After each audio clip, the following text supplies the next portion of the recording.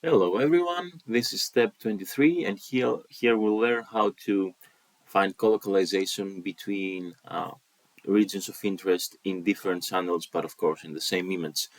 What I have here is the regions of interest from BLA TD Tomato, yeah, practically fluorescence not staining, and BLA CFOS staining this time. So I have the zip folders with the regions of interest, which we've manually corrected, we've validated and everything. And what I want to do now is find the colocalization. So again, these files, right, we've seen them before. It's just the very last rows that you end up with. So I've just taken these files and I've pasted it on the desktop because I like working on my desktop with copies and not with original files. Having done that, you just have to make sure that apart from the specific part that distinguishes your two channels, which is the Z channel, right? Z channel 1 in this and Z channel, sorry, Z channel 2 in this one, Z channel 1 in this one. Why Z? Well, it's just how it's named, but it can be whatever you named it for.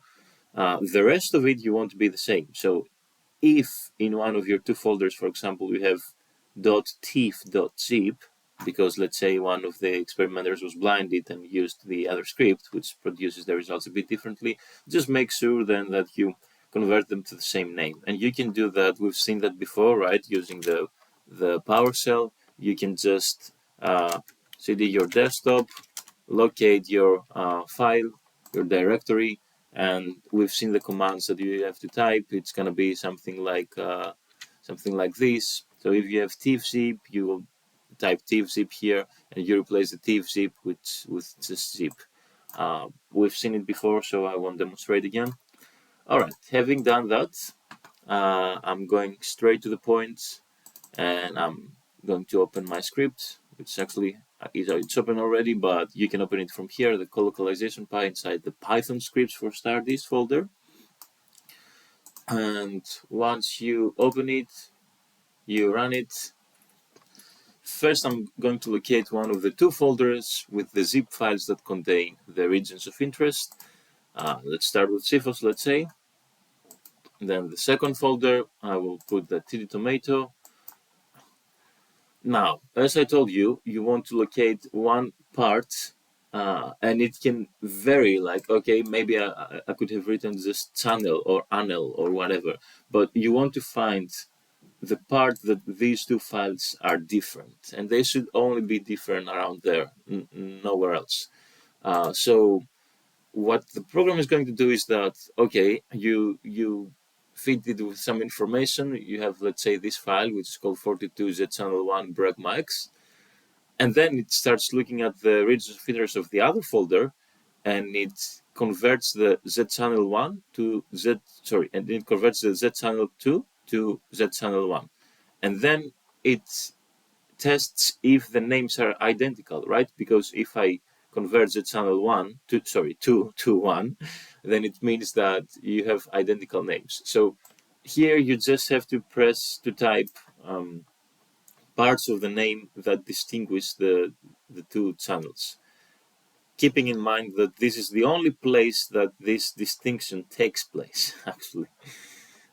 It's better not to put any gaps, either here or here or there. I think, as far as I remember, I've stripped them out in case you make a mistake, but for better or worse, just please don't put any gaps. And once you're done, you press ready. And now, of course, because it's different if you want to study colocalization of CFOS inside TD Tomato, which should be larger because TD Tomato will occupy the whole cytoplasm, whereas CFOS is practically expressed in nucleus, although probably because the signal is too strong. Many times you see it, like the space it occupies, the light in the picture is broader than the nucleus itself, I guess. That's my assumption based on my experience. But in any case, what I'm doing here is that I want my CFOS, I want to see how much my CFOS overlaps or belongs, let's say, inside TD Tomato, right? Maybe that's the way to say that. How much of my CFOS signal belongs inside, yeah, TD Tomato. So I will select the channel 1 here, because that's what you have to do here. You will select the channel that it has the smallest region of interest, and you want to see how much of it is included in the channel with the larger region of interest. And I'm setting 80% as cut-off criterion, so anything that's less than this, it won't be accepted as an overlap. Why am I not more strict? Because the these predictions are not always perfect, and sometimes the predicted contours of the neurons are a bit larger. Of course, you manually correct and you can manually correct it, but imagine that if you have a lot of contours that are miscalculated in a sense, right? Then, of course, the whole point of running all this pipeline that we run is doesn't probably make sense anymore, because you want automated predictions and the least intervention of yours. So the 80% covers these chances that my CFOS neurons are estimated, or my T-tomato neurons contours are estimated a bit erroneously. And that's what you achieve with the 80%. I've tested it and it works really fine, but of course, for your case, for your network, for your objects, you might want to increase it or even decrease it. All right, so having done that, I will press ready. And lastly, I need just a folder to save my files, and I've made this folder BLA colocalization. And let's see how the output looks like after I locate my folder. Good, that's done. Let's see if the snippet has run already. Not yet. Here we are. Okay, so the main output file, of course, is this, and it tells you how many of CFOS neurons overlapped with your TD tomato neurons for a colocalization of at least 80%, minimum 80%. So that's pretty clear for those who know what colocalization is. And I have here, of course, all my files. Good. What else do we get out of this? We also get a log file that, if you see it's like this without lines containing this part, warning, then it means you're fine. If you see any warnings, what these warnings are is probably because you made wrong contours in some of the neurons that you are manually adding. In the case of false negatives, if you recall from the step 19, which was the manual corrections, in the false negatives, you have first to draw the contours of objects that have not been detected for whatever reason. Let me see if this is actually included in my file or not. Oh, it's not yet. Interesting. I will include it. I have some cases of what an erroneous drawing of contours can be, but I will actually include it in the file with start these training steps, so you can see it from there for step 23. But it says that you have to be a bit careful when you draw contours of the neurons. You don't want to have a let's just open a paint, and I can demonstrate it easier. So let's say that you want to draw the contours of a neuron, right? And you go like this and this and this and this, and then you do something like that. This will not be able to be studied by the colocalization snippet that I have, so it will just yield you a warning for the very particular uh, uh, region of interest. So you know exactly then what to study. This was the case with my first data set, just because I didn't know that something like that can yield an error. And another reason that it can yield an error, and you will get a warning too, is if instead of going for the freehand selection, or for the actually polygonal selection, which is something like that, in Fiji you can keep drawing the lines. I was doing the polygonal selection mostly. I think the freehand lasso selection works fine, but never do the eclipse. How is that thing called? Probably eclipse selection, because then again the snippet won't be able to work.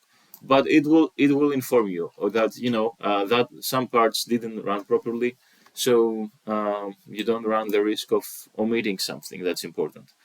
um, so this file is fine because, as you can see, there's no warning written anywhere. It should be written at first and then with more details, but that's not what we see here.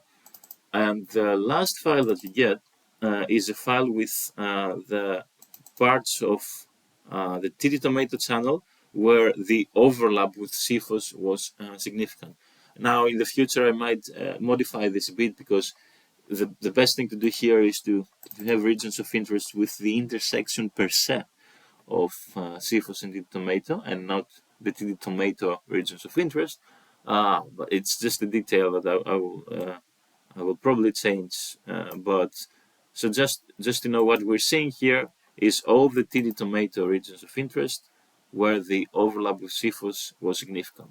And why is it useful? Well, it's useful because you can always uh, test how well the snippet worked. So I'm going to open feeds now, and let's open, let's say, the first file, 425965. What I need from it? Well, for better visualization, I need the BLA CFOS resized and the BLA TD Tomato resized images, but not the visually optimal ones. All right. So these are the first images that we resized when we started with step, I think, 13. Before we make the white background images in step 13. There was a resize step, if you recall. Okay, so BLA CFOS resized 42 59 6501. Here's our guy. And now I also want to find the same uh, in the TD Tomato. BLA image resize 42 59 6501. Lovely, we have them both. What I'm going to do first is that I will merge these two channels, and I will keep the source images in case it doesn't look good and I want to correct it. You can play with cyan and magenta. It's a good combination when you want to see overlap. What you can also do is just leave one of the channels gray, for example, the TD Tomato, and we can do magenta for the other one, which is the channel one for the CFOS. Okay, and now I have this. I will minimize these two channels. And of course, because when we were manually correcting, we were, uh, just give me a second because it's a bit of a mess here of folders. Okay, let's close some of them. All right. So when we were manually correcting, we were of course using the visually optimal images because we wanted to see better what's going on. So what will also help me in this case is if I open another window, the same image for the CFOS.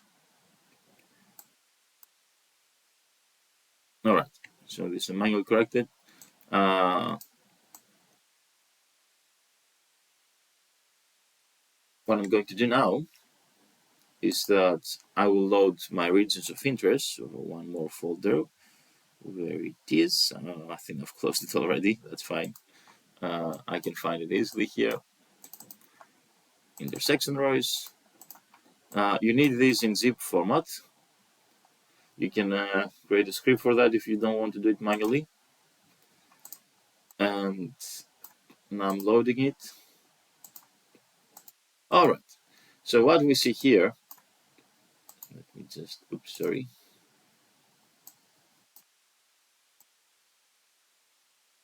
What we see here is, of course, the regions where the CFOS overlapped with the TD Tomato.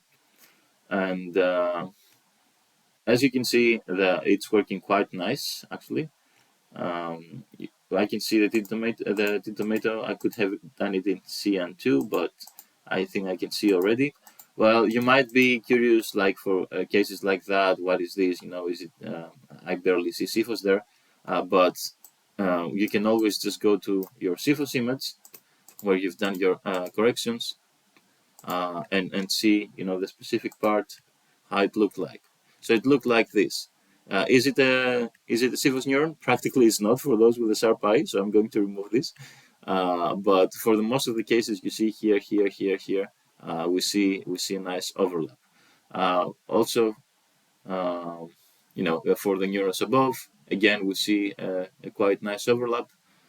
So overall, it looks good. I just selected the very wrong part. But what you can always do, right, if you want to be even more sure about your results, is that you can run a validation procedure with a snippet, in which the only thing that you have to do is remove a region of interest if you don't like it, meaning that you're removing the number of the overlaps, and press OK to go to the next image. And this is a very fast procedure that you can do.